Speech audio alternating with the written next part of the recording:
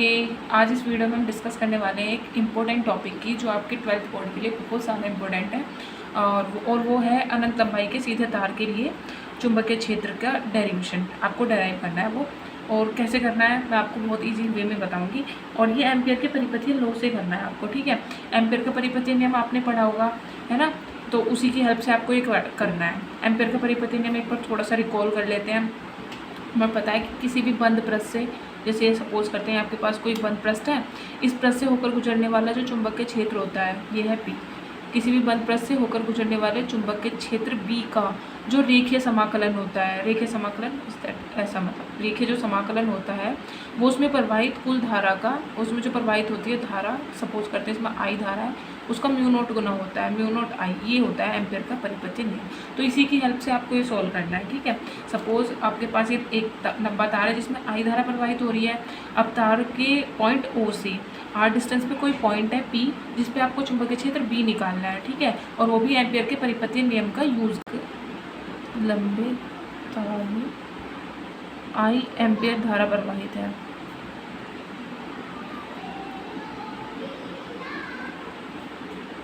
जिसके कारण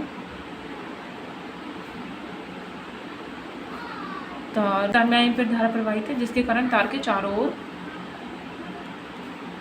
चुंबकीय क्षेत्र उत्पन्न हो जाता है।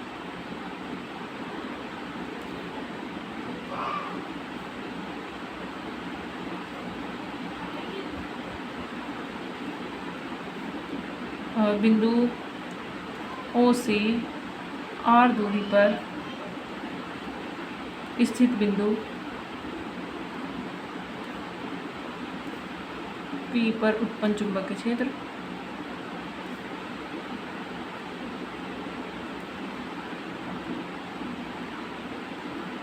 भी ज्ञात करना है। आप लिखेंगे आप एम्पियर के परिपथीय नियम से, ठीक है।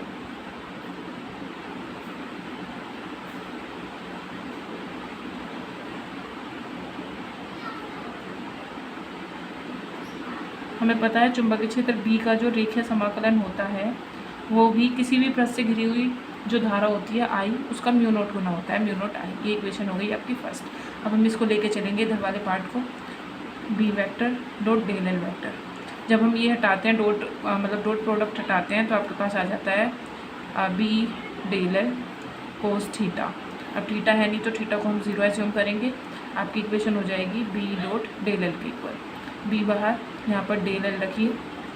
अब देखिए ये पूरा जो पृष्ठ है ये गोलाकार है, मतलब गोले की जैसे इसकी शेप है, सर्कल टाइप, और ये पूरी सर्कमफ्रेंस है इसकी सर्कल की। तो सर्कल की सर्कमफ्रेंस कितनी होती है, ये L5 भाग शो करता है, डेल एल छोटा सा पार्ट। अगर आप पूरे पार्ट के लिए निकालोगे तो इसका पाथ देखेंगे आप कैसा है, ये सर्कुलर पाथ है। तो सर्कुलर पाथ के लिए तो इसकी जो पूरी ये हो जाएगी सर्कमफ्रेंस, है ना, ये जो डिस्टेंस होगी वो सर्कमफ्रेंस के इक्वल होगी।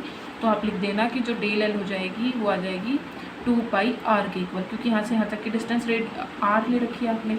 तो ये आपके पास हो जाएगा B 2πr। ये वैल्यू आई थी आपकी B vector dot del l vector की इक्वेशन हो गई 2। अब लिखेंगे फ्रॉम इक्वेशन 1 एंड सेकेंड, ये आ जाएगा। यहाँ पर था B 2πr, ये हमने प्रूव किया, इक्वल्स टू में था म्यू0 I। अब B की वैल्यू आपको निकालनी है तो म्यू0 I अपॉन में 2πr, बस ये हो जाएगा आपका फॉर्मूला। मात्रक इसके 5 होते हैं, कोई सा भी लिख सकते हैं आप। वेबर पर मीटर स्क्वायर लिख सकते हो, न्यूटन पर एम्पियर मीटर लिख सकते हो। वैसे न्यूटन पर एम्पियर मीटर ज़्यादा हेल्पफुल रहता है क्योंकि इसकी वजह से आप वीमा आसानी से निकाल लेते हो, है ना। तो ये लिख लेना या फिर टेस्ला लिख लेना, एज योर विश, कुछ भी लिख लेना, 5 में से 5 हो, कोई सा भी चलेगा, है ना। अब उसके बाद एक पॉइंट याद रखना है, यदि फेरों की संख्या n हो, यदि तार में n फेरे हों तब B इक्वल्स टू n म्यू0 I अपॉन में 2πr। फिर से कोई सा भी मात्रक जो आपको अच्छा लगता हो 5 में से, या फिर जो आपको लगे, बस यही था।